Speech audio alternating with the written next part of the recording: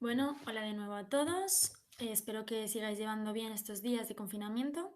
Hoy vamos a hablar sobre estadística unidimensional. Lo primero que tenemos que saber sobre la estadística es que nos tenemos que poner en situación, ¿vale? Nosotros queremos hacer un estudio, ya sea social, económico, político. Lo que queremos es tener unos datos, unas conclusiones que sean fiables, objetivas, y por eso tenemos que seguir una serie de pasos. En primer lugar, tenemos que determinar cuáles son los objetivos de nuestro estudio. En segundo lugar, tenemos que seleccionar la población objeto del estudio. Por ejemplo, queremos estudiar cuántos adolescentes entre unas edades de 14 años a 20 años están utilizando las redes sociales en este confinamiento. Pues tendremos que saber que esa es nuestra población objeto. Evidentemente, esa población es muy grande, así que sería muy costoso hacer un estudio a cada uno de los elementos de esa población. Llamamos población a un conjunto de elementos, no tienen que ser necesariamente personas, aunque en este ejemplo he puesto a personas, ¿vale? Pueden ser objetos, pueden ser características. Porque sería muy costoso, tenemos que seleccionar una muestra representativa de esa población. Una muestra representativa significa que va a ser un subconjunto de esa población que va a mantener las características con algún que otro error, pero lo mínimo posible, que tiene la población. Para ello vamos a utilizar unos tipos de muestreo que vamos a estudiar para saber qué tenemos que hacer a la hora de escoger a los elementos de la población y estudiar la muestra. ¿Por qué estudiamos una muestra en vez de la población total? Como os he dicho, sería muy costoso y también tardaríamos un montón de tiempo. Entonces, estudiando esa muestra que sea representativa y obteniendo unas conclusiones, podemos extrapolar esas conclusiones y esa información a la población total. Eh, a continuación realizaremos el estudio y por último sacaremos las conclusiones que, si lo hemos hecho bien, sobre todo si hemos seleccionado bien en la muestra representativa, que es el punto más crítico, podremos sacar unas conclusiones que sean fiables, realistas y objetivas. ¿Qué conceptos básicos necesitamos saber para estudiar estadística? Primero, la N mayúscula significa población. Como os he dicho, es el conjunto de elementos que queremos estudiar, ya sean personas, objetos o características medibles, ¿vale? No tienen por qué ser personas. La N minúscula es nuestra muestra representativa, es el subconjunto de la población que representa bien las características de la población inicial y que va a ser objeto del estudio estadístico. La X es nuestra variable estadística y es la característica de la población que queremos estudiar, en este caso el uso de las redes sociales. Seguimos, el dato es el valor concreto que toma la variable estadística para cada elemento de la muestra. Llamamos conjunto de datos cuando tenemos todos los valores que toman las variables para todos los elementos de la muestra. Y por último, K lo llamamos al intervalo. Os he puesto aquí K porque vamos a hablar de ello en un tipo de muestreo, en el muestreo sistemático. Por eso os he puesto que K es igual a intervalo. Ahora más tarde lo explicamos. ¿Qué tipos de muestreo vamos a estudiar? En primer lugar, vamos a estudiar el muestreo aleatorio simple. Este tipo de muestreo se utiliza para cuando tenemos una población homogénea. Por ejemplo, como os he dicho, no solamente llevamos población a un conjunto de personas, sino también, por ejemplo, una población homogénea puede ser una caja llena de 100 bolas rojas. Esas bolas son exactamente iguales, todas rojas, todas del mismo tamaño, todas con el mismo peso, exactamente iguales, ¿vale? Por eso es una población homogénea, porque todos los elementos son idénticos. ¿Qué hacemos? Numeramos todos los elementos de la población del 1 al n. Recordad que n mayúsculas son el número de elementos totales de la muestra. Después elegimos n minúscula unidades de la muestra totalmente al azar. Es decir, al azar voy a escoger, si tengo 100 bolas rojas y al lado una cajita donde voy a poner nuestra muestra representativa, voy a coger, por ejemplo, 6 elementos y esos van a ser nuestra muestra representativa. Como son todas iguales, pues si cojo 6 aleatoriamente, mi muestra va a ser totalmente representativa de la población general. Tenemos que cada elemento tiene la misma probabilidad de ser elegido, evidentemente, porque se hace al azar y todos son iguales. Y existen dos tipos de muestreo aleatorio simple. Por un lado, sin reemplazamiento y por otro lado, con reemplazamiento. Sin reemplazamiento, pues cada elemento solamente puede entrar una vez en la muestra. Imaginemos que tengo la caja grande de 100 bolas y al lado la caja pequeña donde voy a ir metiendo las n minúsculas bolas de mi muestra. Cojo una bola, por ejemplo la número 4, y la meto, recordad que están numeradas, y la meto en mi muestra. En un segundo momento tengo no 100 bolas, ahora tengo 99. Cojo otra bola y la meto en la caja, ¿vale? Y así sucesivamente van desapareciendo las bolas de la caja donde está la población general.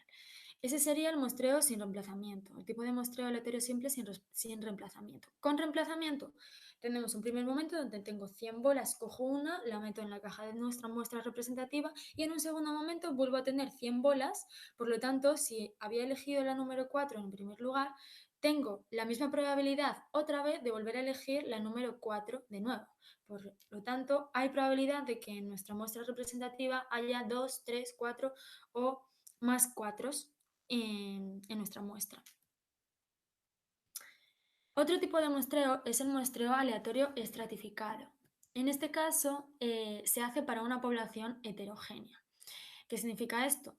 En esta población todos los elementos de la muestra no son iguales, son diferentes, ¿vale? Cuando hablamos, por ejemplo, de personas, evidentemente es una población heterogénea porque no somos todos idénticos.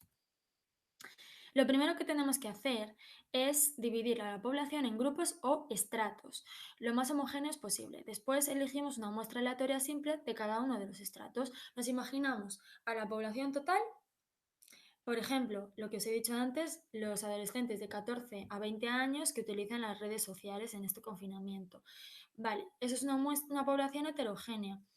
Para dividirla en estratos que sean lo más homogéneos posible, pues a lo mejor en vez de decir del 14 al 20 podemos dividirlos por edades, del 14 al 15, de 15 a 16 años, de 16 a 17, de 17 a 18 y así hasta el 20. Entonces, cada uno de los estratos va a ser mucho más homogéneo.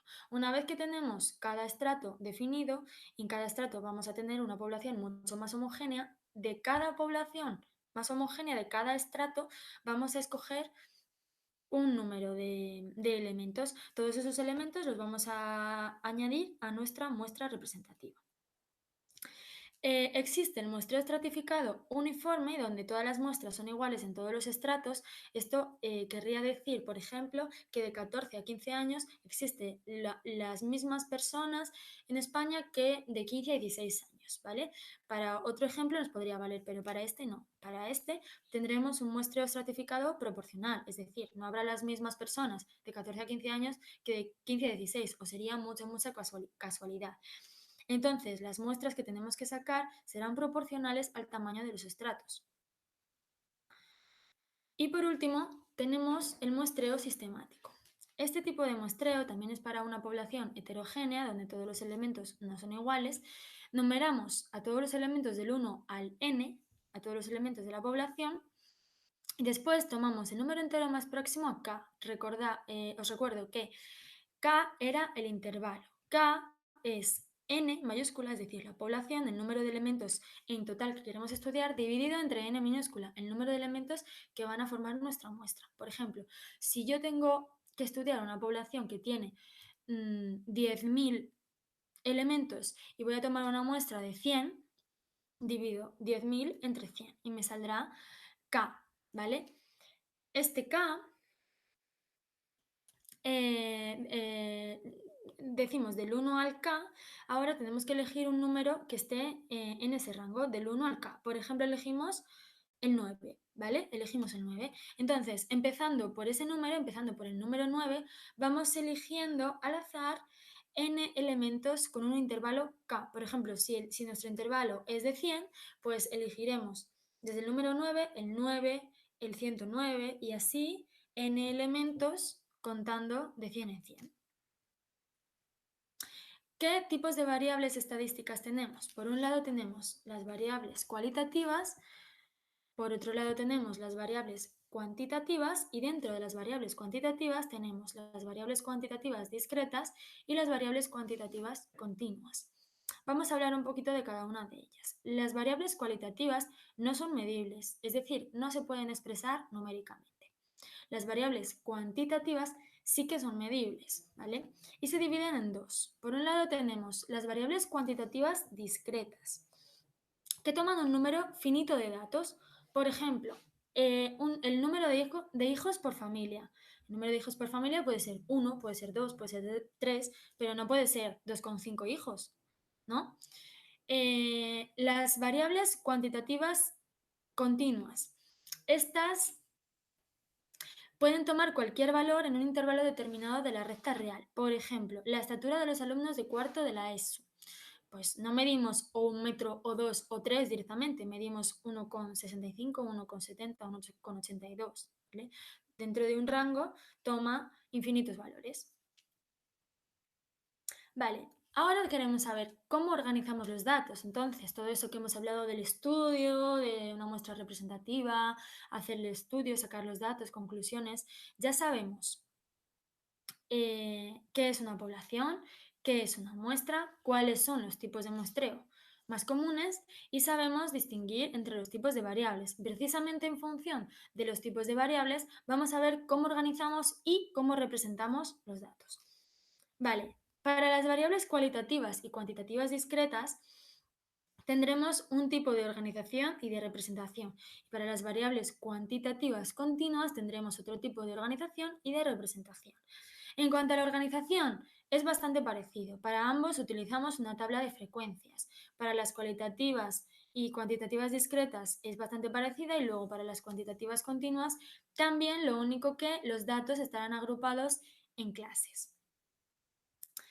En cuanto a la representación de los datos, para las cualitativas y cuantitativas discretas utilizaremos el diagrama de barras y el diagrama de sectores, mientras que para las cuantitativas continuas el más adecuado será el histograma y también el polígono de frecuencias. A continuación vamos a hacer un breve inciso para ver cómo representamos una tabla de frecuencias y luego cómo extraemos los datos para ponerlos en un diagrama de barras, en un diagrama de sectores, en un histograma, ¿vale? Y ver las diferencias entre ellos. Esperamos un momentito a que se cargue.